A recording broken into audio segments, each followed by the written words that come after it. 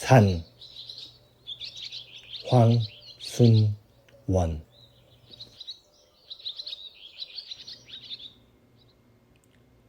오늘도 덫에는 아무것도 걸린 게 없었다.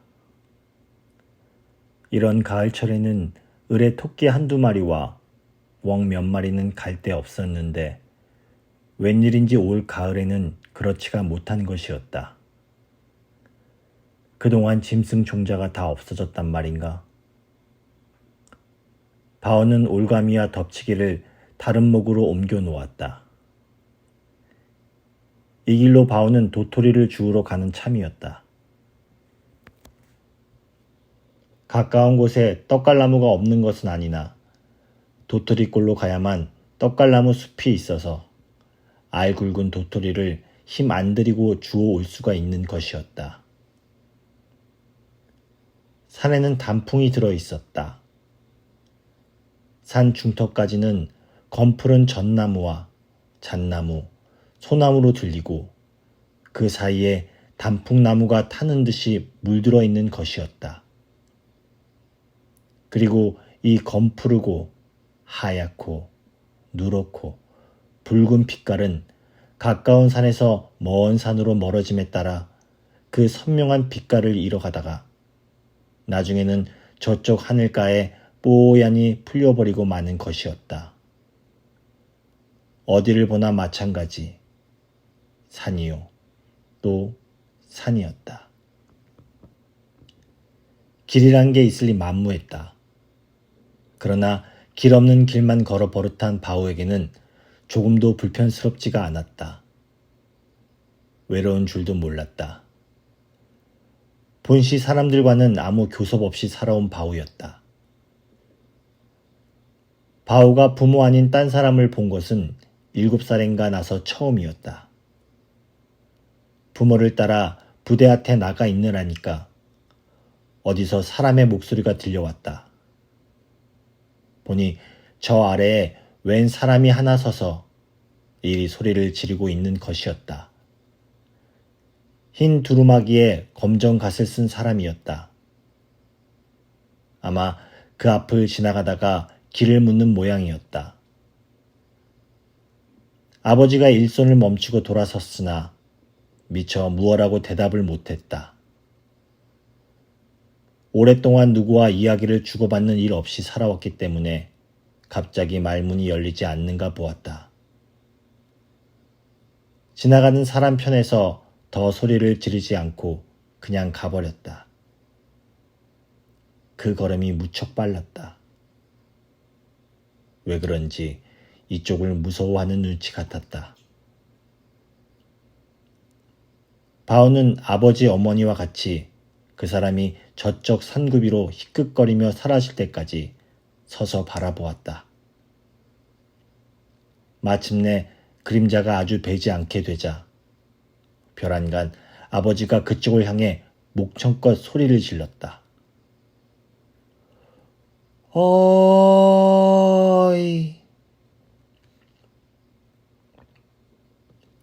어디선가 메아리가 되어 돌아왔다. 어이. 여이. 소리를 다시 어디서 받고 그 다음에 또 어디서 받고 하면서 멀리 꼬리를 감추어 버렸다.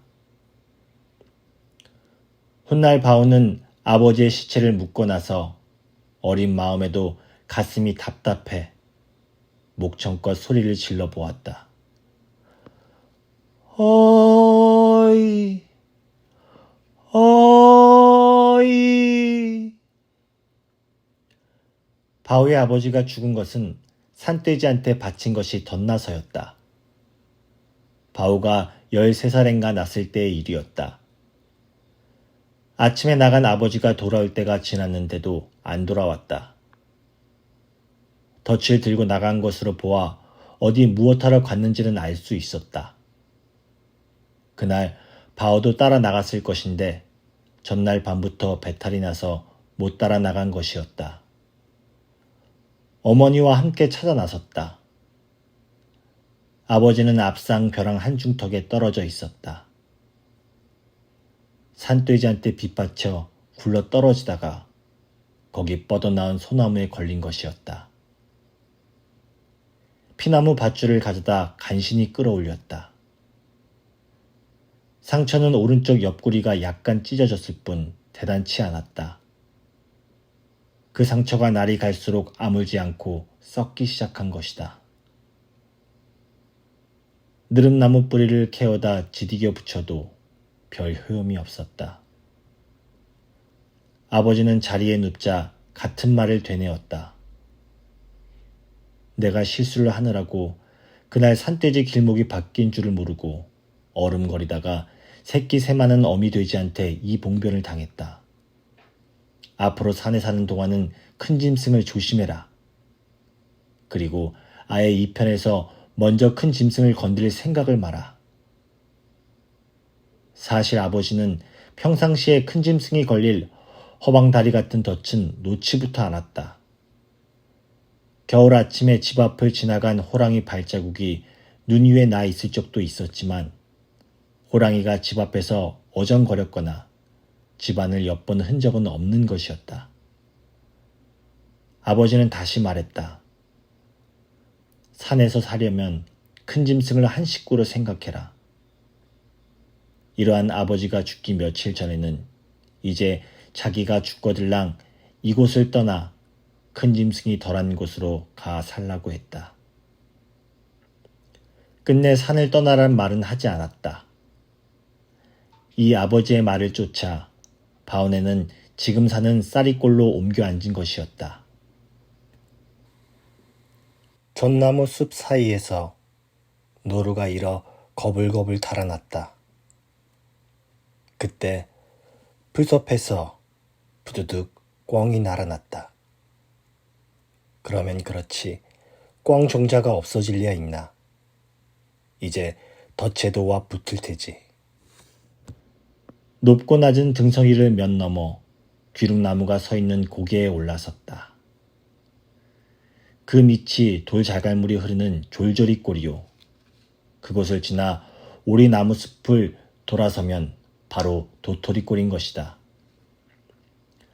바오는 고개 밑으로 내려가 손으로 물을 움켜 마셨다. 그리고 손등으로 입술을 훔치다 말고 물속을 들여다보았다. 오늘 아침 어머니가 한 말이 생각난 것이다. 하루 종일 가도 별로 말이라곤 주고받는 법 없이 살아온 어머니와 아들이었다. 그것은 아버지가 살아있을 때도 마찬가지였다. 연장을 들면 부대 앞으로 나가자는 말이 됐고, 어느 편에 서고 일선을 멈추면 좀 쉬자는 말이 됐고, 해를 보아 연장을 둘러매면 그만 돌아가자는 말이 되곤 했다. 그러던 것이 아버지가 세상을 떠나자 어머니와 아들은 더 말이 없는 사람들이 됐다. 그 어머니가 오늘 아침 아들의 머리를 가위로 깎아주며 불쑥 너 아버지 닮았다 한 것이었다. 그때 바오는 아무 대꾸도 하지 않았다. 지금 물속에 비친 제 얼굴을 들여다보며 바오는 머리에 수건을 벗겼다. 아버지의 머리는 상투였는데 자기 머리는 이렇게 깎아버린 게 다르다. 그뿐 아니고 아버지는 검은 턱수염이 있었는데 자기는 없다. 바오는 도시 어머니의 말뜻을 알 수가 없었다. 바오가 도토리 한 광우리를 손쉽게 주워 담아가지고 벗어놓은 지게를 가지러 가는데 퍼뜩 대여섯간 저 앞에 이상한 것이 눈에 띄었다. 처음에는 무슨 짐승이나 아닌가 했으나 자세히 보니 사람인 것이다. 이쪽을 바라보며 서 있다. 그리고 이 사람이 한 손을 등 뒤로 돌려 흔들자 불쑥불쑥 사람들이 몇 일어서는 것이다. 모두 5명이었다. 바오는 산속에서 처음으로 이렇게 많은 사람을 대하는 것이었다. 쌀이골로 온 뒤에도 고작해야 1년에 한두 사람의 그림자를 보나마나 했다. 그것도 가까이서가 아니고 먼 산 모퉁이를 돌아 사라지는 사람의 그림자인 경우가 대개였다.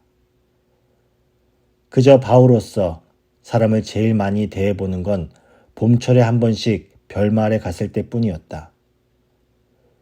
40리가 넘는 길을 복령, 고사리, 도라지, 송이버섯, 느타리 같은 것을 갖고 가서 소금 등속과 바꿔 오는 것이었다. 마을 일에야 네 집밖에 되지 않았다. 그러나 바오로서는 사람을 가장 많이 만나보는 즐거운 한때였다. 혼자서도 외로운 줄 모르고 자란 바오였으나 역시 여러 사람을 대한다는 건 즐거운 일이 아닐 수 없다. 5 사람이 바오를 와 둘러쌌다. 똑같이 흙투성이가 된 푸르틱틱한 옷을 입고 양쪽 어깨와 등 허리에다가는 마른 풀과 나뭇가지를 꽂고 있었다. 처음에 이쪽을 향해 섰던 사내가 바오 앞으로 다가서며 구멍 뚫린 쇠뭉치 같은 것을 들이대면서 딱딱하게 말했다. 무엇하는 사람이야? 바오는 사내가 들이댄 것이 언젠가 아버지와 함께 만난 사냥꾼이 갖고 있었던 한 방이면 곰이고 호랑이고 단박에 눕혀 놓는다는 그 총이라는 걸 알자 몸이 후들거렸다. 바오가 미처 대답을 못하고 있으려니까 어디 살지? 이번에도 바오는 얼른 대답이 안 나왔다. 이게 벙어리 아니야? 이때 누가 도토리 봐라! 하고 광우리 쪽으로 달려가며 소리 질렀다. 밤도돌이다! 다른 사람들도 모두 그리 몰려갔다. 바오는 총대가 치워져 비로소 숨을 돌려 쉴 수 있었다. 5 사람이 광우리 둘레에 펄썩 주저앉더니 제각기 도토리를 집어 까먹기 시작했다. 바오는 바삐들 입놀림을 하고 있는 그들의 행색을 새로이 살펴보았다. 그 무서운 총대를 든 사람은 하나뿐이었다. 그리고 그 중에 한 사람이 자루 주머니 같은 것을 짊어졌을 뿐 모두 빈손이었다. 얼굴의 수염들이 거칠 대로 거칠었다. 그런데 한 사람만이 머리는 긴데 전혀 수염이 없었다. 몸집이 제일 작았다. 나이도 그중 어려 보였다. 한참 도토리를 먹고 나더니 송곳니에 덧니난 사내가 바우더러. 이봐, 샘물이 어디 있지? 했다. 바오는 이번에는 왜 그런 것까지 묻는지 몰라 잠자코 있으려니까. 저기 아무래도 벙어리야? 하면서 총잡이 사내가 손으로 물을 떠마시는 신용을 해보이며 이거 몰라? 그제야 바오는 그들이 무엇을 바라고 있다는 것을 알아채고 졸졸이 꼴로 가야 벙어리는 아니군. 그래, 거기가 어디야? 바로 여기 돌아가면. 바오가 집으로 돌아가는 길에 그들을 거기까지 데려다 주려고 광우리를 지게에 올려놓는데 지게는 여기 놔두고 가. 덧니박이 사내가 말했다. 졸졸이 꼴 돌물 소리가 들리자 제각기 달려가 엎드리더니 꿀꺽꿀꺽 소리를 내며 물들을 마셨다. 수염 없는 젊은 사람만이 손으로 움켜 마셨다. 한 차례 물을 먹고는 얼굴과 발을 씻었다. 덧니박이 사내가 오리나무 뒤로 돌아가 오줌을 누고 돌아왔다. 그때 바오는 이 사람 허리에 손바닥만한 가죽 주머니가 달려있는 것을 보았다. 덧니박이 사내가 돌아오더니 주머니에서 종이 한 장을 꺼내어 무릎 위에 폈다. 총잡이 사내가 마주와 앉으며 서대장님, 여기가 어디쯤 될까요? 하고 물었다. 그 말에는 대답 없이 종이만 들여다보던 덧니바퀴 사내가 바오에게로 고개를 들며 이봐, 여기가 무슨 군, 무슨 면이지? 했다. 바오는 또 그 말을 알아듣지 못했다. 총잡이 사내가 갑갑한 듯이 참, 어디 말이 통해야지. 자네 사는 동네 이름이 뭐냔 말이야. 쌀이꼴이란데요. 걔가 어디야? 예서 한 10리 되는데요. 그래? 몇 집이나 사나? 우리 집 하나인데요. 자네네 집 하나뿐이야? 그래, 이 근방에 사람 사는 동네가 없단 말이야? 바오가 고개를 끄덕였다. 이러한 말을 듣고 있던 일행은 일시에 맥이 풀렸다. 처음 바오를 만났을 때는 그래도 여기 어디에 부락이 있는 줄만 알았다. 지금 자기네에게는 소총 한 자루와 권총 한 자루가 있다. 그것이면 자기네가 원하는 것을 얻을 수 있으리라고 들피진 몸에 그래도 희망이란 걸 붙일 수 있었다.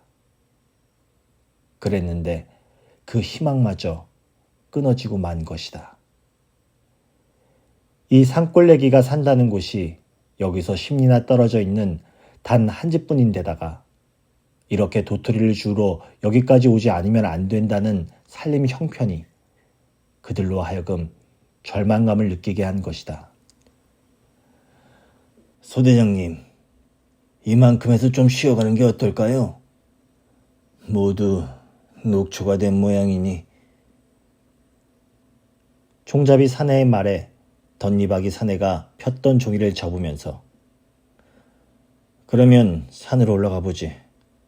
그놈의 쌕쌕이한테 잘못 걸렸단 큰일 나니까.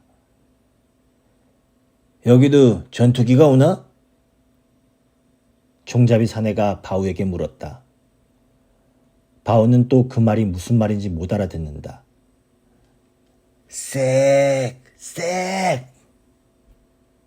하고 총잡이 사내가 오른쪽 손바닥을 펴가지고 자기 이마 앞 허공을 2번 찌르고 나서 이런 거 오지 않나? 그제야 바오도 알아채고 봤어요. 벌써 작년 여름철 부대 앞에서 풀을 뜯어주다였다.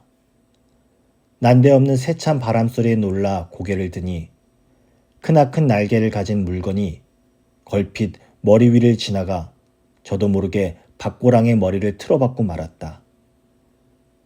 그 뒤에도 이 세찬 바람소리를 들을 적마다 어디다 고개를 묻곤 했는데 그 놀라운 것을 자기도 보았다는 생각에 바오는 한번 벌씬 웃었다. 이게 웃어? 뭣도 모르고? 아직 맛을 못 봤구나. 누웠던 사람들이 부스스 일어났다. 수염없는 젊은 사람은 아까부터 혼자 떨어져 앉아 앞 고개 허리만 바라보고 있다가 맨 나중에 일어섰다. 다시 물을 한 차례씩 마셨다. 물을 좀 떠가지고 가지. 자루 주머니 같은 것을 메고 있던 사내가 그 속에서 뚜껑 달린 쇠통을 꺼내어 물을 담았다. 그것을 수염 없는 젊은 사람이 들었다. 도토리꼴로 돌아와서도 그들은 바오를 돌려보내지 않았다.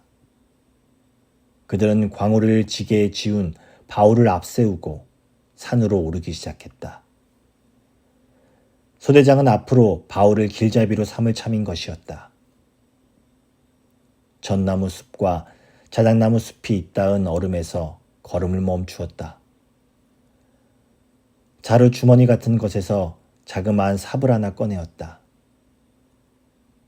바오는 그 주머니 속에 별게 다 들어있다고 생각했다. 바오더러 굴을 파라고 했다. 그리고 자기네들은 다시 도토리를 까먹기 시작했다. 그러다가 한 사람, 두 사람 들어 누웠다. 수염 없는 젊은 사람만이 나무에다 등을 기대고 앉아 깍지 낀 무릎 위에 이마를 얹고 있었다. 소대장은 다시 지도를 꺼내어 무릎 위에 펴놓고 손가락 끝으로 태백산맥 줄기를 더듬으며 여기가 아마 오대산일 거야. 혼잣말을 중얼거리고는 주머니에서 꽁초를 하나 꺼내었다. 꽁초에 불을 붙여 한 모금 빨아 내뿜기가 무섭게 누웠던 사람들이 번쩍 정신이 드는 듯 일시에 윗몸을 일으켰다. 소대장은 아차 실수를 했다고 생각했다. 소대장님은 예비심도 많으셔. 총잡이가 목줄띠뼈를 움직이며 말했다. 이게 마지막이야. 그렇다면 더더구나 한 모금 빨아봅시다. 소대장은 마지못해 담배를 건네었다. 먼저 총잡이가 빨고 다음에 노랑수염이 끝으로 배낭매기에게로 건네어 갔다. 수염 없는 젊은 사람만이 빠졌다. 배낭매기가 빨자 이제는 빨간 불꽃만 남은 담배 꽁다리를 노랑수염이 냉큼 빼앗아다 입술이 탈 만큼 한 모금 더 빨아삼켰다. 그리고는 머리가 핑 도는 듯 눈을 감고 들어 누워버렸다. 몸을 모로 지치면서 눈을 떠보았다. 바오가 굴파던 손을 쉬며 머리에 수건을 벗겨 얼굴을 닦는 게 보였다. 그게 우스웠다. 저놈의 머리 깎은 꼴 좀 보라고 곁에 사람에게 알려주고 싶었다. 까마귀가 뜯어먹다 남긴 꼴이 아닌가. 그렇지만 노랑수염은 담배에 취하여 아무 말도 할 수가 없었다. 아무 말을 하지 않아도 그저 째릿하니 행복스러워 다시 눈을 감아버리고 말았다. 바오는 날이 저물기 전에 풀 한 짐과 삭정이 한 짐을 해왔다. 삭정이에 불을 피운 후 마른 풀잎 속에서 다시금 몸들을 눕혔다. 소대장이 몇 번 고개를 들고 화강이 너무 멀리 비치지 않게끔 조심하라고 일렀다. 수염 없는 젊은 사람만이 불가에 옹크리고 앉아 깍지 낀 무릎에 이마를 얹고 있다가 어느새 이 사람마저 허리를 구부리고 누워버렸다. 자꾸들 불 곁으로 다가들었다. 이제는 누구 한 사람, 화강에 너무 멀리 비치지 않게 조심하라는 말을 하는 사람은 없었다. 이튿날 아침은 바오가 구워주는 도토리로 요기들을 했다. 날 것보다 더 떫었으나 열한 맛에 많이 먹혔다. 바오는 이렇게 산속에서 많은 사람들을 만난 게 그저 반가웠다. 그리고 이 사람들을 위해 자기가 무엇이고 도와줄 수 있다는 게 즐거웠다. 집에서 기다릴 어머니 생각도 잊을 정도였다. 바오는 어제다 못 판 굴을 어서 파야겠다고 잽싸게 삽을 놀렸다. 노랑수염이 허리춤을 여미며 돌아와 이거야 밑구멍까지 매서 살 수 있나? 하니 총잡이가 그런 말 말어. 먹는 것 없이 자꾸 싸내기만 하면 어떡하게. 난 허연 쌀밥에 고깃국을 한번 잔뜩 먹고서 아예 밑구멍에다가 콩부릴래 해버렸으면 좋겠어. 다시는 영 배고프지 않게 말이야. 정말이지 난 요새 아무것도 배는 게 없어. 예편네 와의 새끼의 상반되기도 잊어버렸어. 그저 눈앞에 배는 건 김이 물물 오르는 밥그릇뿐이야. 쌀밥이 아니라도 좋아. 보리밥이라도 코봉으로 담은 거면 돼. 그러다가 소대장이 지도를 꺼내어 펴자 그리로 목을 뽑으며 어디쯤 인가가 있음직한 곳이 없습니까? 했다. 이 서남 쪽으로 가야 마을이 있을 것 같은데. 그럼 좌우지간 어서 가서 찾아봐야죠. 정말 이러다간 허리춤에 이 굶겨죽이 꼭 알맞겠어요. 소대장이 지도에서 눈을 들며 이봐. 하고 노랑 수염에게. 자네가 오늘 이쪽으로 가서 마을이 있는가 보고 오게. 두서너 집만 봬도 곧 돌아와 알리게. 길잡이로 바오가 같이 가기로 되었다. 이따금 짐승의 똥까지 섞여 있는 습기 찬 썩은 낙엽에 푹푹 발목이 빠지는 나무 숲 속은 대낮에도 오히려 어두컴컴했다. 밑은 잔잔하고 거즈넉한데도 나무숲 꼭대기는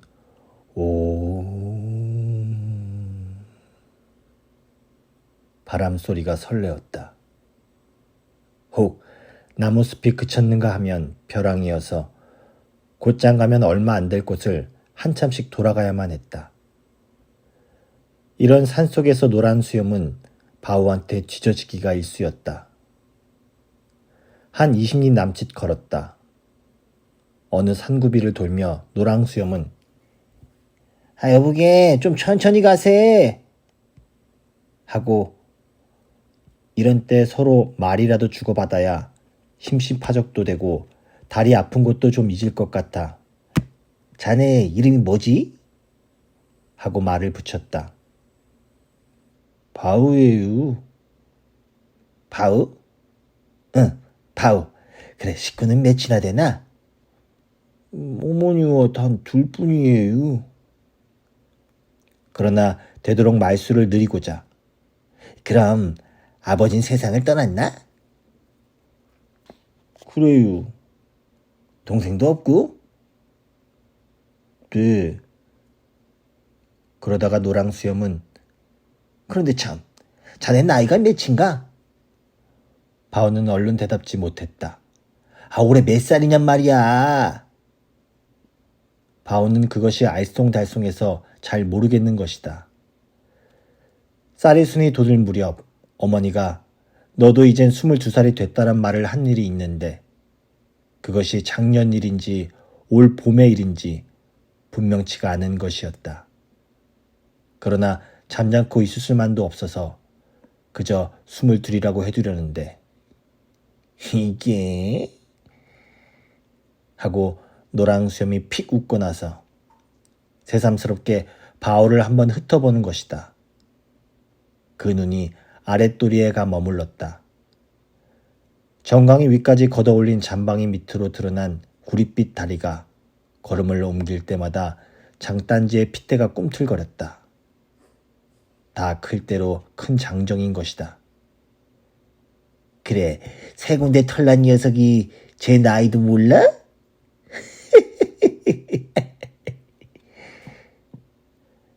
노랑 수염은 어이가 없어 이번에는 소리까지 내어 웃었다. 그 웃음소리가 외진 두매에 별나게 크게 그리고 공허스럽게 울렸다. 그것을 느끼자 그는 퍼뜩 웃음을 끊고 말았다. 다시 말없이 길을 걷는 동안 그는 전쟁 마당에서도 죽지 않고 살아난 자기가 이 제 나이도 모르는 바보가 살고 있는 산속을 벗어나지 못하고 죽고 말 것만 같은 생각에 가슴이 답답해지는 것이었다. 그럭저럭 한 30리는 좋게 걸었을 즈음이었다. 이대로 돌아가는 수밖에 없다고 마음속으로 뇌까리기 여러 번. 어느 고갯마루에 올라서니 저쪽 맞은편 언덕 기슭에 인가가 보였다. 모두 새 집이었다. 노랑 수염은 한숨을 훅 내쉬고 나서 자, 여기를 다시 찾아올 수 있지? 바오는 말없이 사면을 한번 둘러보았다. 굴 있는 대로 돌아오니 그새 굴을 다 파놓았다. 도토리를 구워 나눠들 먹고 곧 길을 떠났다. 수염 없는 젊은 사람만이 남아 굴을 지키게 되었다. 노랑 수염이 자기도 몸이 고달파 못 견디겠다고 했으나 소대장이 지금이 어느 때라고 그런 호사스러운 소리를 하느냐고 앞세우고 나섰다. 바오더러는 빈 지게를 가지고 가도록 했다. 10리가량 가니 날이 저물었다. 그러지 않아도 침침한 산속에서 걸핏하면 나뭇가지에 면상을 찢기우고 벼랑에 발뿌리를 미끄러치곤 했다. 노랑 수염이 이쪽으로 가야 한다고 해서 한참씩 헤매다가 결국은 바오의 말을 조차 바로 들어서곤 했다. 그래도 20알개의 달이 떠주어서 길찾기에 적이 도움이 되었다. 가까스로 낮에 왔던 고개턱이라고 생각되는 데까지 이르렀다. 맞은편 언덕 기슭에 반딧불 같은 불빛이 보였다. 그런데 불빛이 하나뿐이었다. 혹시 딴 곳으로 잘못 오지는 않았나 하면서 가까이 가보니 역시 낮에 보아두었던 그곳이었다. 관솔불이 한 집에만 켜져 있었던 것이다. 바오는 같이 온 사람들이 어둠 속에서 벌려 서 있는 것을 알아보았다. 그리고 덧니바퀴 사내가 허리에 찬 가죽 주머니에서 무엇인가 빼어들었다고 생각됐다. 그러자 거기서 불꽃과 함께 탕! 하고 밤하늘을 울리는 소리가 터져 나왔다. 뒤이어 총잡이 사내의 손에서도 불꽃과 함께 요란한 소리가 터져 나왔다. 그것은 덧니바퀴 사내의 것보다 더 요란한 소리였다. 켜졌던 관솔불이 놀란 듯이 꺼졌다. 그러나 누구보다도 놀란 것은 바오였다. 사지가 떨리고 눈앞이 어지러워 어둠 속에 벌어진 난장판을 도시 뭐가 뭔지 알아차릴 수가 없었다. 왈칵왈칵 문을 잡아 젖히는 소리. 꼼짝마라 쏜다! 쌀은 어디에 있니? 강냉이와 감자뿐이라고? 그거라도 내놔. 쏜다! 쏜다! 아이고, 사람 살리시오! 어둠 속에 뒤범벅이 된 사람들의 그림자. 지게는 어디 있느냐? 지게! 누가 달려오더니 바오의 볼때기를 쥐어 박는다.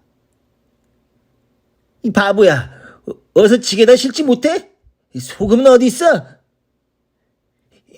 힘센 놈을 한 놈 끌어다가 이걸 지워라!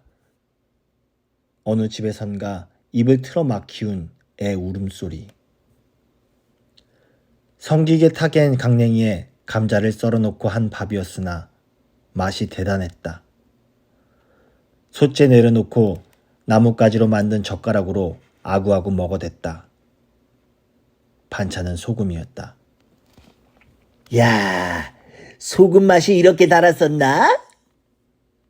좀 전까지만 해도 제일 맥을 못 추고 쓰러져 있던 노랑 수염이 이제는 기운을 좀 차린 듯이 한마디 했다. 소금이 달고 쓰건 간에 자네는 그만 먹어두지. 총잡이가 녹말을 건네자 내 걱정은 말고 너나 착착 처먹어. 공연히 빈속에 지나치게 처먹고서 배탈이 나면 어쩌려고. 배탈이나? 어디 실컷 먹고 배탈이나 주고받으면 한이 없겠다. 그러면 내 무덤 편말에다가 이렇게 쓸 수 있거든. 1951년 10월.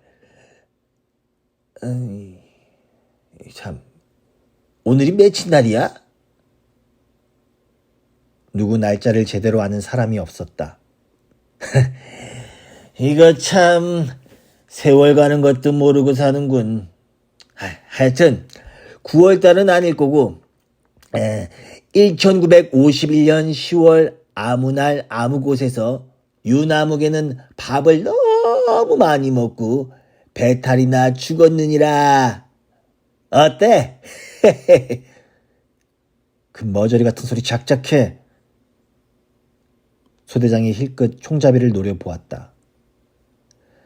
강냉이 밥이나마 오랜만에 배불리 먹고 나니까 기운이 좀 나는 것이다.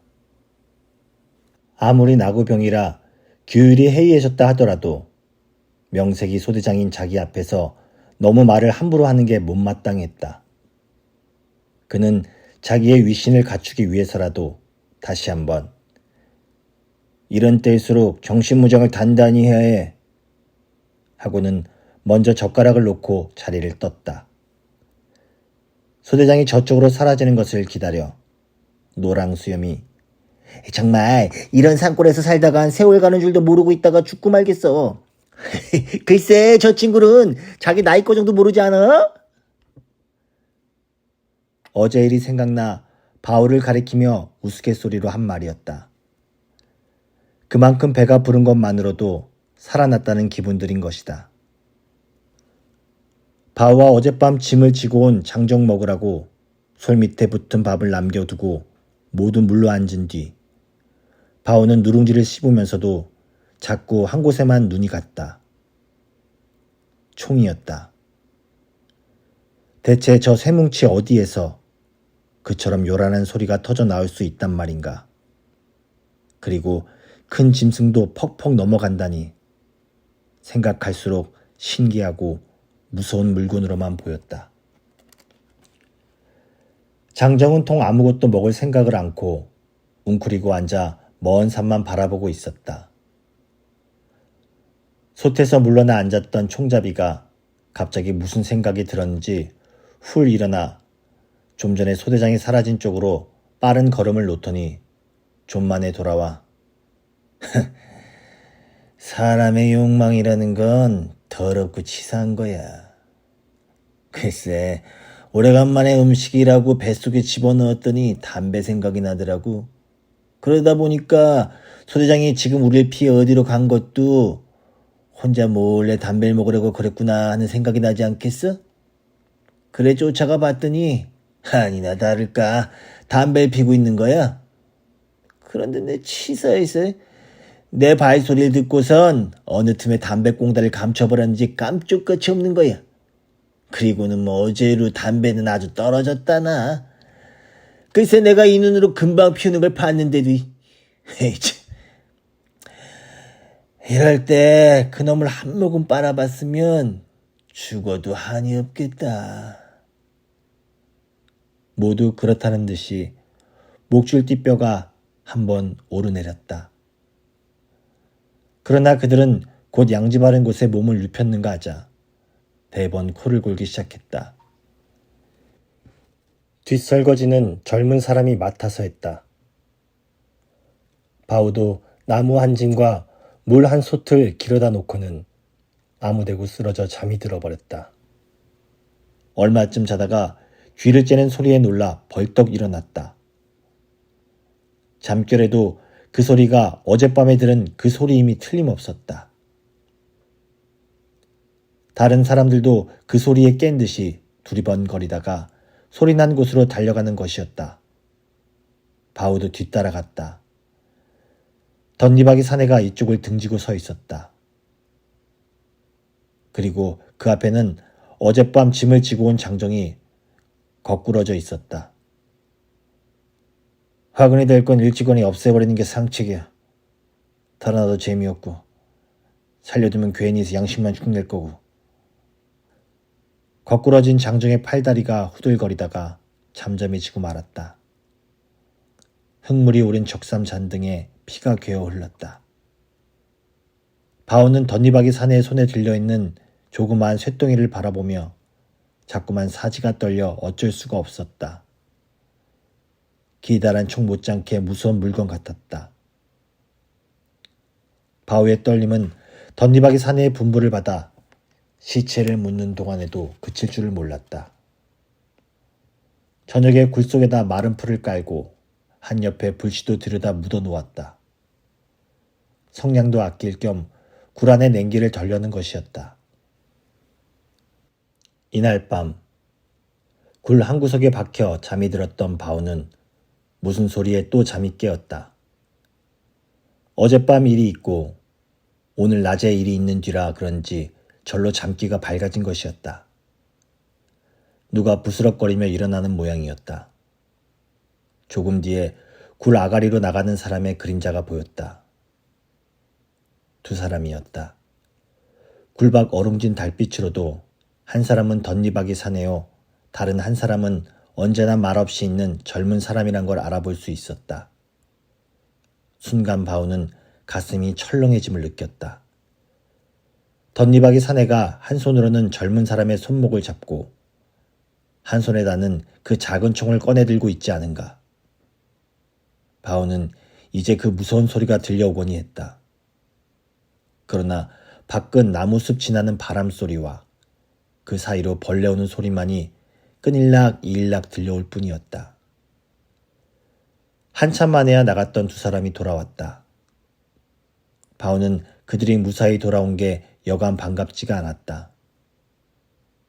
이튿날 밤에도 바오가 부스럭거리는 소리에 눈을 뜨니 어젯밤처럼 덧니바퀴 사내가 한 손으로는 젊은 사람의 손목을 잡고 한 손에다가는 작은 총을 빼들고 굴 밖으로 나가는 것이었다.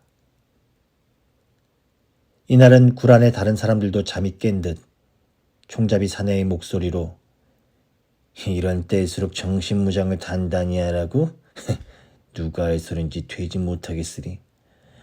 어차피 이 산속을 벗어나지 못할 바엔 마지막으로 무슨 짓이라도 다 해보자는 거지? 어둠 속에서 두덜거리는 소리였다. 바오는 이 사람들이 무엇을 가지고 그러는지 알 수가 없었다. 나갔던 두 사람은 한참 만에 또 무사히 돌아왔다. 바오가 이 밤마다 끌려나갔다 돌아오는 젊은 사람이 실은 사내가 아니고 여자라는 것을 안 것은 그 다음 날이었다. 물을 길러 졸졸이골로 내려가다가였다. 졸졸이골에서 연기가 피어오르기에 보니 젊은 사람이 팔다리가 다 드러난 몸에 착 달라붙은 옷만 입고 앉아서 모닥불을 쬐고 있는 것이었다. 그 옆에는 옷을 빨아 널어 놓은 게 보였다. 바오는 사내의 몸이 저렇게야 힐 수 있을까 했다. 그러면서 젊은 사람의 가슴패기에 눈이 갔다. 불룩 솟아오른 저퉁이가 아무래도 사내의 것은 아닌 것이었다. 머리를 어깨 위에서 싹둑 잘라버리긴 했으나 사내가 아니고 여자임에 틀림없었다. 바오는 못 볼 것이나 본 것처럼 발걸음을 돌리고 말았다. 이곳에 그냥 있느냐, 그렇지 않으면 달리 행동에 취해 보느냐 하는 것이 문제였다. 총잡이는 여기를 떠나자고 했다.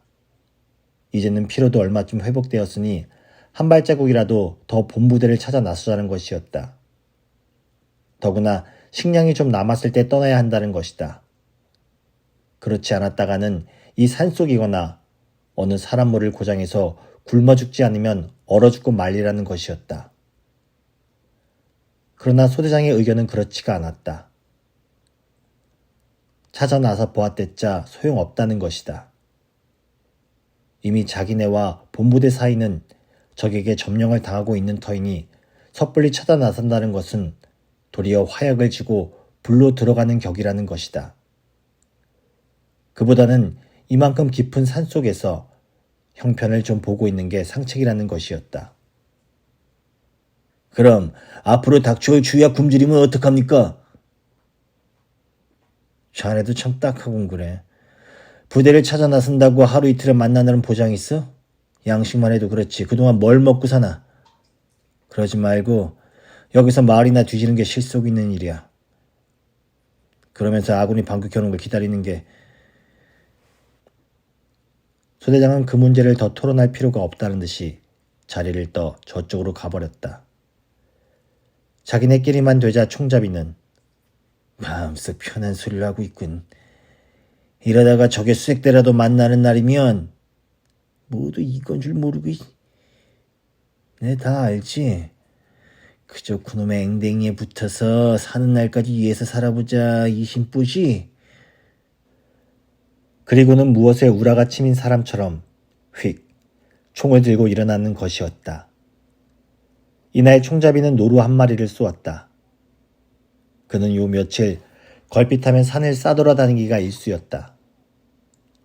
어떤 육체의 욕망을 주체할 수 없어서 그것을 사귀기 위해서라도 무엇이고 딴짓을 하지 않고는 못 베기는 모양이었다. 이날도 이렇게 산속을 싸돌아다니다 우연히 지나가는 노루 한 마리를 쏜 것이었다.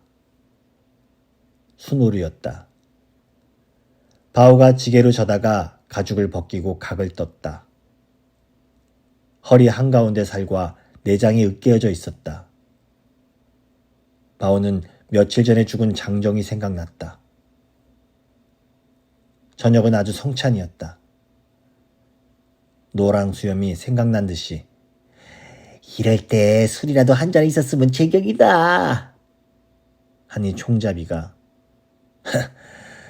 참 술맛이 어땠지. 그게 쓰든가 달든가 맵든가 난 술맛뿐 아니라 맛이란 맛은 다 잊어버린 지 오랬어. 그리고는 슬쩍 추잡스런 눈초리로 젊은 여자 쪽을 훔쳐보았다. 그날 밤도 소대장은 젊은 여자와 같이 굴을 빠져나갔다. 이날 젊은 여자는 소대장에게 손목을 잡히지 않고 스스로 앞장을 섰다. 이제 와서 일일이 손목을 잡힐 필요가 뭐냐는 단념한 태도였다. 그런데 두 사람이 굴 아가리를 나서자마자 총소리가 들렸다. 어찌된 일인지 몰라 모두 기어나갔다. 소대장과 젊은 여자가 거기 서 있었다. 뭡니까? 총잡이가 묻는 말에 소대장은 저게 하며 권총든 손으로 앞 나무를 가리켰다. 거기에는 아까 낮에 걸어놓은 노루 대가리가 걸려 있었다. 소대장의 말이 굴을 나서자 무엇이 눈앞에서 번쩍하기에 봤더니 노루 눈알이 이쪽을 노려보고 있더라는 것이었다. 그리고 금방 뿔을 이리 향하고 달려들 것만 같더라는 것이다. 저기 사람을 놀라게. 소대장이 다시 투덜거렸다.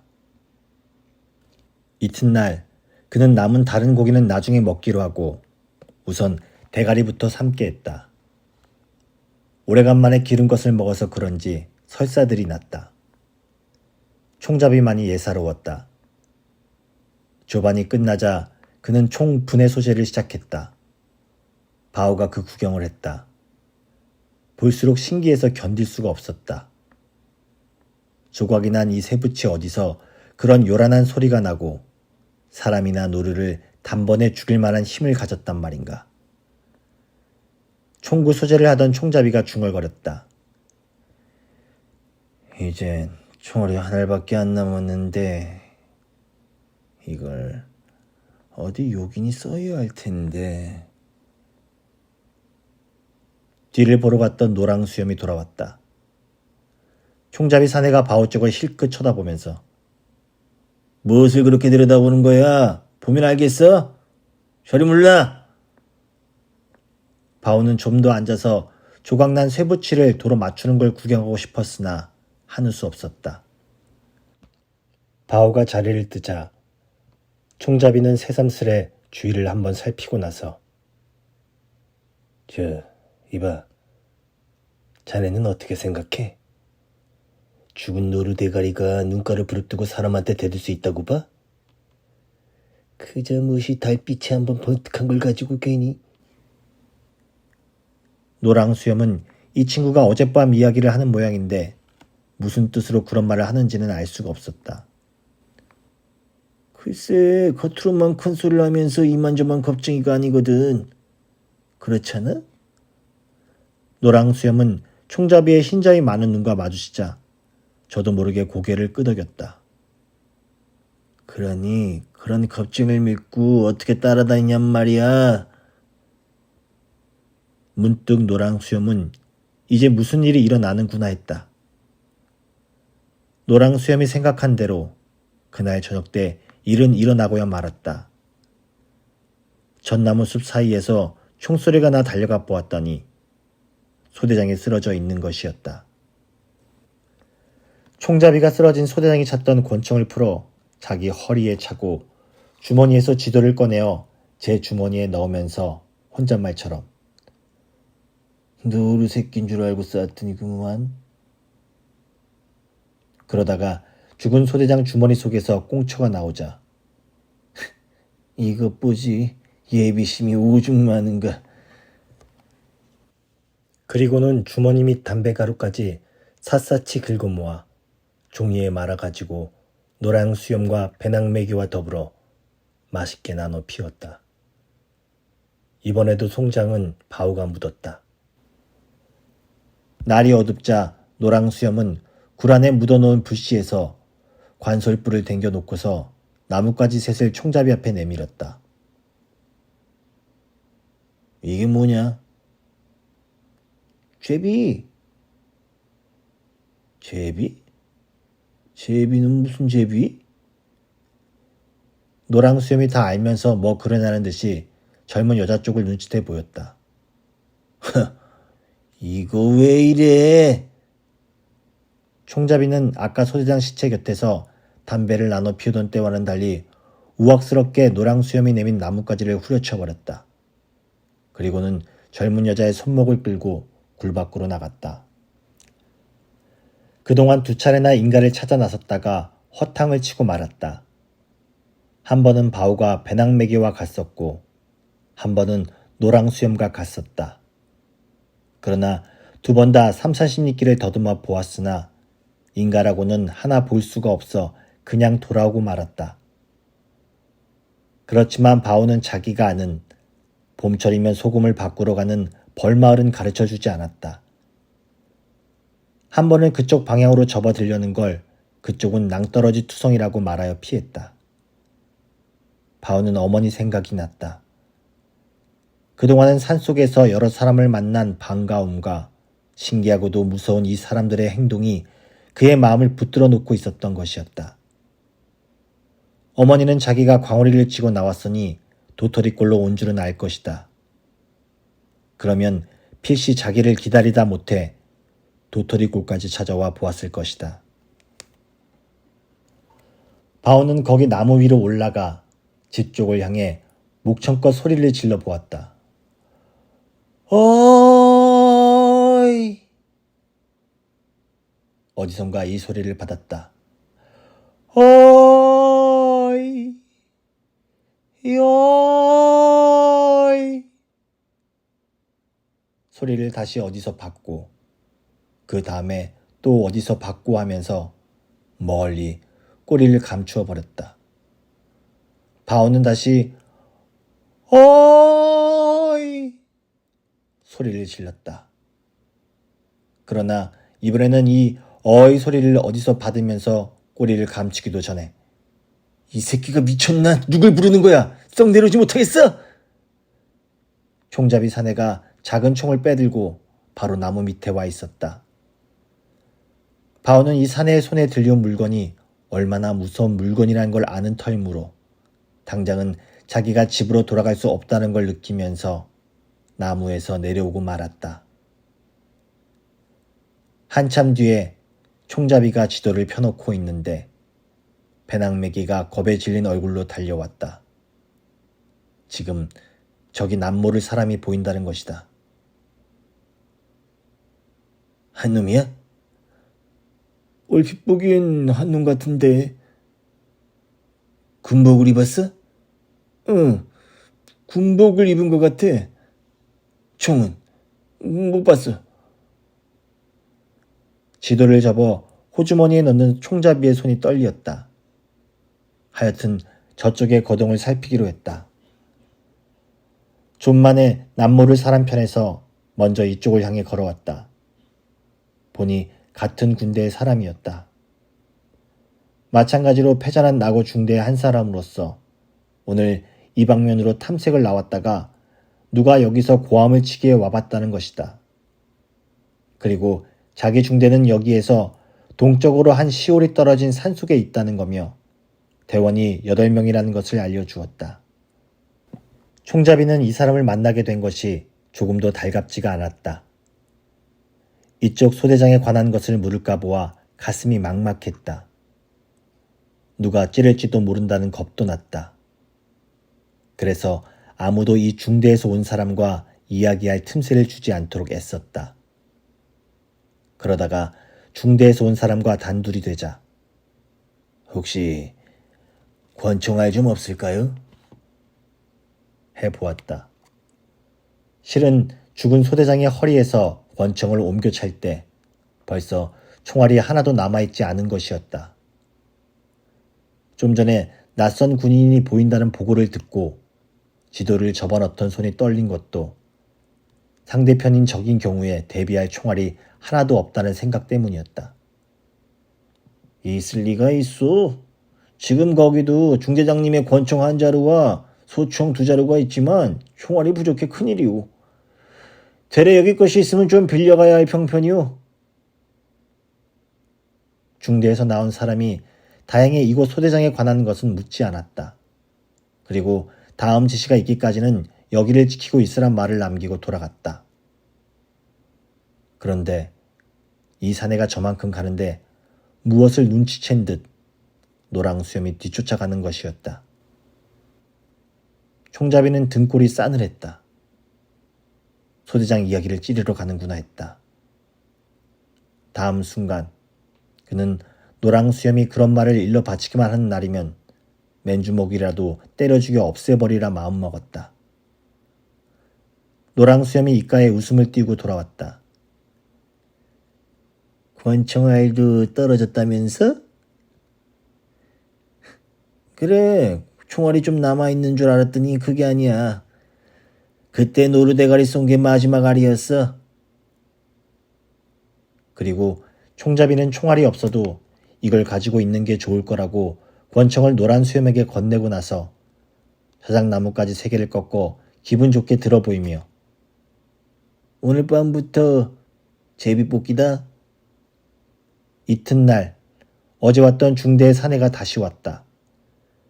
중대장님이 여기에 여군을 보내란다고 했다. 그리고는 다시 연락이 있을 때까지 여기를 지키고 있으란 말을 남기고 젊은 여자 군인과 같이 돌아가 버렸다. 얼마 남지 않은 알강냉이를 삶아 조반을 치르고 났을 때였다.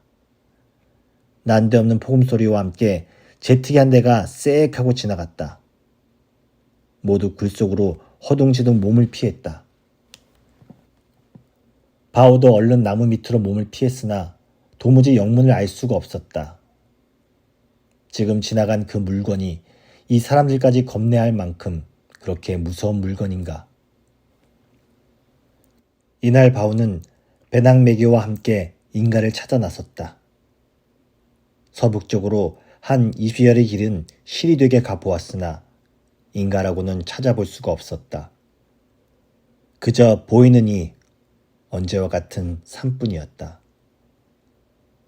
산 중턱까지는 검푸른 전나무와 잣나무, 소나무 숲이 둘리고 그 위로는 하얀 자작나무에 엄나무, 피나무, 느릅나무 숲, 그리고 그 사이사이로 물든 단풍. 그 단풍이 거의 망물이 되어 검붉은 빛깔로 변해 있었다. 그러한 검푸르고 하얗고 검붉은 빛깔은 멀어질수록 차차 제각기의 빛을 잃어가다가 나중에는 뽀얀 잿빛으로 풀려들고야 마는 것이었다. 양쪽이 깎아세운 듯한 절벽에 쌓인 계곡에 이르렀다. 아까부터 푸른 하늘에는 솔개 한 마리가 떠서 맴을 돌고 있었다. 배낭매기는 그것이 솔개 그림자인 줄 뻔히 알면서도 머리 위를 지나칠 때마다 이상한 감정에 사로잡히곤 했다. 전쟁 마당에서 귀를 먹먹하게 하는 포탄의 장렬음과 함께 바로 머리 위를 스칠듯이 지나가며 아무런 구별 없이 마구 퍼붓던 제트기의 기총소사. 그러나 그때는 오히려 공포조차 잊어버린 순간순간의 무의식 중에 남아 어떤 아지 못할 의지에 의하여 움직일 수 있는 몸이었다. 그것이 지금에 와서는 온전히 의지가 없는 혼잣몸이 됐다는 느낌이었다. 어째서 자기는 그 지긋지긋한 전쟁터를 헤매다가 급기야는 이런 곳에까지 쫓겨와야만 했던가. 지금 자기가 의탁할 곳이라곤 아무데도 없는 것이다. 같이 패자내온 축들이 그렇고 지금 눈앞에 걸어가고 있는 이 바보 녀석이 그렇고 게다가 주위에 사는 자기가 의지하기에는 너무나 벅차게 서먹서먹한 존재인 것이다. 한 30리 길을 걸었다. 오늘도 종래 허탕을 치고 돌아가는 수밖에 없다고 단념하렸는데 저쪽 후미진 산기슭에 인가가 보였다. 두 집이었다. 굴로 돌아왔을 때는 이미 늦저녁 때였다. 서둘러 저녁들을 먹고 길을 떠났다. 그문 가까운 달이 좀처럼 뜨지를 않아 검은 나무숲 사이로 별빛만이 부스러져 드러나 보였다. 그 하늘이 바로 나무숲 위인 듯 낮은 별들이었다. 얼마큼이나 걸었을까? 검은 나무숲 사이로 부스러져 쳐다보이던 별빛도 무엇에 가려졌는지 보이지 않는다 싶자 나무숲 꼭대기의 바람소리와는 또 다른 바람소리 같은 게 밑으로 향해 쏟아져 내려왔다. 비였다. 나뭇잎에 맞아 방울져 떨어지는 물방울이 목덜미에 차가웠다. 할 수 없이 나무 그늘에들 웅크리고 앉아버렸다. 비에 젖은 나무 줄기들이 어둠 속에 둔탁한 빛을 발했다. 거기서 밤을 새우게 되는가 보다 했더니 그래도 비가 그치고 다시 검은 나무숲 사이로 별빛이 엿보이기 시작했다. 또들 걸었다. 아무래도 길을 잘못 든 것만 같았다. 낮에 지나친 일이 있는 절벽이 나타나지 않는 것이었다. 총잡이는 몇 번이고 바우더러 길잡이를 잘못했다고 욕지거리를 했다. 그러는데 바우가 문득 발걸음을 멈추었다. 모두 귀를 기울였다. 과연 바람소리 사이로 아스란히 들려오는 소리가 있었다. 개 짖는 소리였다. 개 짖는 소리가 가까워지자 바우는 총잡이 사내가 어깨에 메고 있던 총을 내려 옆구리에 끼고 노랑수염 사내가 허리에서 작은 총을 빼드는 걸 보았다. 그리고 얼마 전 어느 곳에서 벌어졌던 것과 거의 같은 광경이 벌어진 걸 보았다. 저번과 다른 것은 총잡이 사내가 옆구리에 끼고 있는 총과 노랑수염 사내가 빼들고 있는 작은 총에서 아무런 소리도 터져나오지 않는 점이었다. 그리고 저번에는 장정을 하나 붙들어 짐을 지어가지고 돌아왔는데 이번에는 처녀를 하나 끌고 돌아오게 된 것이 달랐다. 어둠 속에서 처녀의 악쓰는 소리가 귀를 찔렀다. 총잡이 사내가 잡아 끌고 있었다. 그러다가 이 연병할 년이 사람을 문다! 하는 총잡이 사내의 부르짖음과 함께 철썩 하는 소리가 들렸다. 총잡이 사내가 처녀에게 손을 물려가지고 그네의 뺨을 후려갈긴 것이다. 뒤이어 총잡이 사내의 소리로 이 우라질년 다시 한 번만 물었단 말아 당장 싸 죽이고 말겠다. 그리고는 처녀의 울부짖음만이 들렸다. 이런 속에서 무엇보다도 저번과 달라진 것은 바우 자신이었다. 저번에는 온몸이 떨리고 눈앞이 어찔해서 무엇가 무언지 분간을 못했었는데 이날 밤만은 누가 와서 볼때기를 쥐어받기 전에 제 손으로 강냉이며 감자 광우리를 지게에 올려놓을 수가 있었다. 그리고 지게를 지고 돌아오는 길에도 이것저것 생각을 할 만한 여유까지 생긴 것이었다. 먼저 오늘 밤 총에서 그 요란하고 무서운 소리가 터져나오지 않은 것은 남았던 마지막 알을 그 덧니박이 산에 죽이는데 써버렸으니 그럴 것이라고 생각했다. 그러면 지금 노랑수염 사내의 허리에 매달려 있는 작은 총도 오늘 밤 아무 소리를 내지 않는 것은 그것마저 마지막 알을 다 써버린 탓이 아닐까. 그렇다면 좀 전에 처녀더러 다시 물면 쏘겠다고 한 것은 말뿐의 엄포일 것이다. 그렇기만 하다면 무서울 것이 없다. 이제는 집에 돌아갈 수도 있을 것이었다. 바오는 지금 끌고 오는 처녀에 대해서도 생각해봤다. 아직도 흐느낌을 멈추지 않고 있는 처녀의 나이가 몇 살이나 될까? 어둠 속의 눈어림으로 본 키로서는 꽤 나이가 찬 처녀 같았다. 그러자 바오는 지난날 어머니의 이야기가 생각났다. 아버지가 세상을 떠난 뒤 바오가 제법 철이 들자 하루 저녁 어머니가 해준 이야기였다. 아버지는 본시 백정의 아들이었다는 것이다. 그래서 아무리 아버지가 어머니를 좋아했어도 같이 살 수가 없었다는 것이다. 하는 수 없이 아버지가 어머니를 업고 이 산속으로 도망해 들어왔다는 이야기. 금음께 가까운 달이 뜰 무렵에는 처녀의 흐느낌도 멎고 그네의 허리께까지 늘어진 검은 머리가 분간되었다. 바우의 몸에서는 아까 맞은 찬비가 김이 되어 서리어 올라왔다. 탄 강냉이에 감자를 썰어 넣은 밥을 지어 먹고는 모두 여기저기 드러누워 잠이 들었다. 바우도 한 옆에 아무렇게나 쓰러져 코를 골았다. 아침 해가 퍼져 있었다. 이 중에 헛잠을 자고 있는 사람이 하나 있었다. 총잡이였다. 그는 자는 채 눈을 감고서 이것저것 궁리의 골몰에 있는 것이다. 아직까지는 자기가 소대장을 죽인 사실이 중대장에까지 알려지지 않고 있으나 언제고 드러나고야 말 것이다. 지금쯤은 그 여군의 입을 통해 이미 알려졌을지도 모를 일이다. 그러고 보면 자기가 이러고 있다는 게 어리석게만 생각되었다.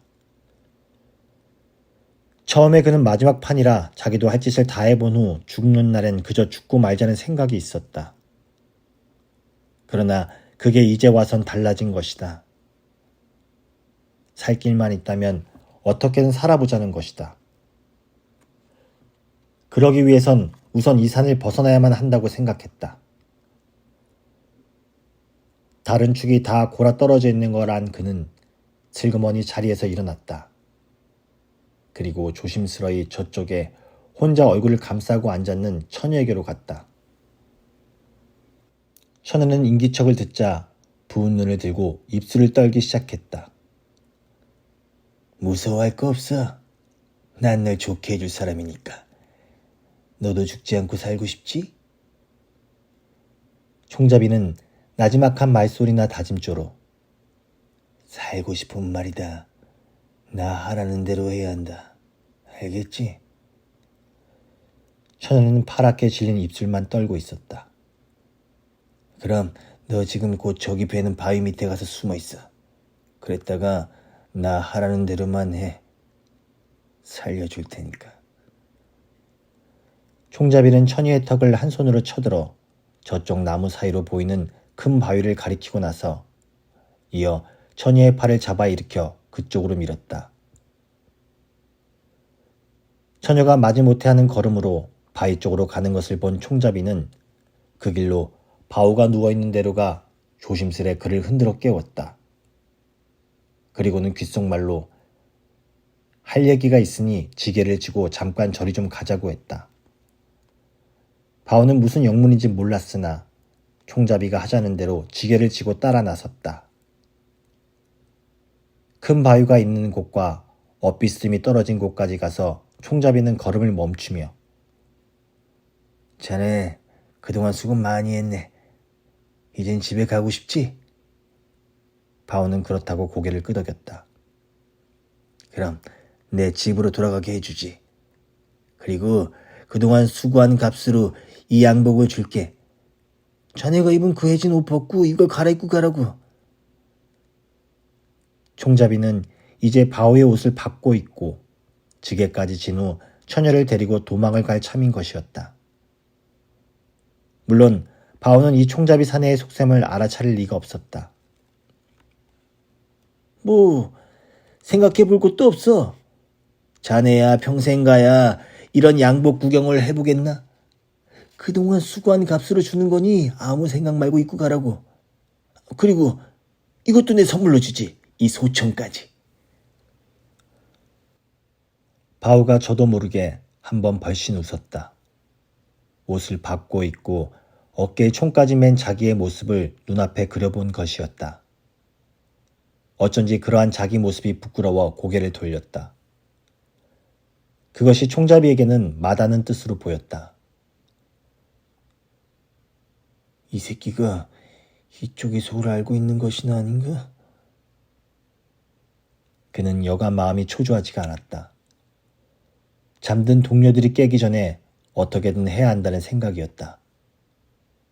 마침내 그는 마음을 놓고 서 있는 바우의 손에서 지게 작대기를 낚아채가지고 그의 어깨 쭉지를 향해 내리쳤다. 지게를 진 채 바우는 두어 발 굴러 내려갔다. 총잡이가 쫓아내려가며 이번에는 골통을 겨누고 내리쳤다. 그러나 너무 다급히 쫓아내려가느라고 알맞은 거리에서 서지를 못하고 몸을 뒤틀었다. 바오가 지게를 벗고 일어났다. 그리고는 양손에 지게다리를 잡고 마구 내둘렀다. 마른 나무와 나무가 부딪는 소리를 내며 총잡이에 잡고 있던 작대기가 저만큼가 떨어졌다. 그리고 다음 순간 그의 몸뚱아리마저 퍽 하고 꼬꾸라지고 말았다. 사람 죽인다! 그 소리에 노랑수염과 배낭매기가 잠이 깨어 달려내려왔다. 그러나 바오의 살기오린 기세에 눌려 범접을 못했다. 바오는 이마에서 흘러내린 피가 눈에 드는 것도 모르고 죽어 넘어진 상대편을 내려보다가 그 두 다리를 잡아 끌고 산 허리를 돌아갔다. 바오가 시체를 산골짜기에 굴러 떨구어 버리고 돌아오니 노랑수염이 참 힘이 장사했지? 하고 지켜 세우는 말을 했다. 배낭매기는 오금이 자려서 아무데나 대고 오줌을 갈겼다. 그날 밤 노랑수염은 불시에서 관솔불을 댕겨놓고 배낭매기에게 제비를 내밀었다. 오늘 밤 처녀를 차지할 차례를 정하자는 것이었다. 누웠던 바오가 벌떡 일어나 앉았다. 낮부터 충혈된 눈이 관솔 불빛에 확 타올랐다. 참, 자네도 있었지? 노랑수염이 나뭇가지 하나를 더 꺾어쥐고 바오 앞에 내밀었다. 그러자 바오는 제비를 내미는 노랑수염의 팔을 쳐 팽개치고는 구석으로 가 처녀의 손목을 잡고 굴 밖으로 나섰다. 그 뒤로 노랑수염이 식칼을 집어들고 쫓아나가려는 것을 배낭매기가 말리며 안 돼. 넓은 데서는 그 새끼를 못 당해. 밥은 줄만 알았더니 여간 얘기가 아니야. 이따 돌아오거든. 여기서 해치워야 해. 바오는 처녀의 손을 마구 잡아 끌었다. 무엇이 그렇게 하는지 자기도 몰랐다. 한 곳에 이르러 바오는 주춤 걸음을 멈추었다. 처녀가 무엇을 느꼈는지 잡힌 손을 비틀어 빼려 했다. 그러자 바오는 주먹을 들어 처녀의 어깨 쭉지를 내리쳤다. 그리고는 쓰러진 처녀를 끌어당겨 등에다 업었다. 1956 6월